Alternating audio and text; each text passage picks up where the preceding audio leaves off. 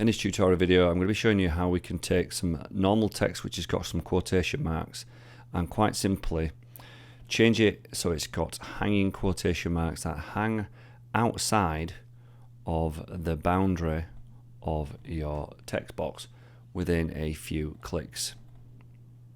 To get started, I've just got a document here, 12-point type in Arial, and it's 18-point leading.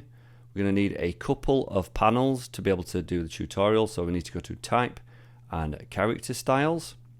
We also need to go to Type and Story. And then once we've got those, we're going to create our first character style, but first we need to style the text.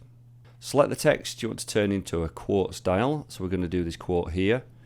And I'm just going to up the text to 18-point and up the leading to 24-point, nice and simple.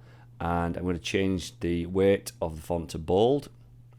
And now we've got my first quote that I want to create a character style with.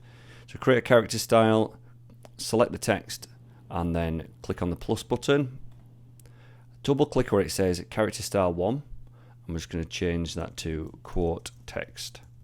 You can check inside the basic character format that it's held all the details of the font in there. So I've actually got the wrong font in there, so I'm just going to go to Arial, that's fine, bold, 18-point, 24, great, got everything we need, press OK. The next thing we need to do is style the actual quotation mark itself. So I'm going to do the exact same thing, but select the quotation mark at the beginning of the quote. I'm going to go to change font, I'm going to change it to Arial black. And now it's changed it to a really bold Arial black, so it's got really nice quotation marks. I'm going to up the size of that again to 30.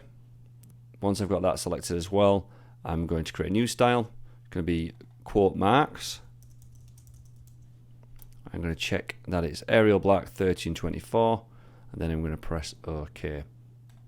I'm also then going to change this last quotation mark using the character style.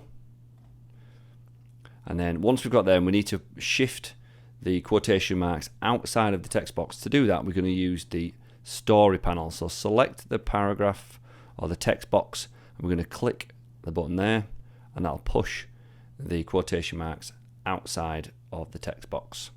Once you have these in place, you'll find that it's really easy. Once you have a quote and you want to style it, just to click on the quote text and then click on the quote marks to style that.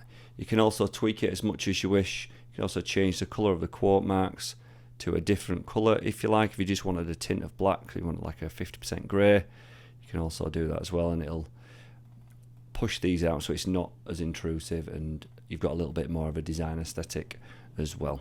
A further way you could do hang quotation marks would be to separate the quote out to its individual text box, then add the quote text to that, and then add the quotation marks manually.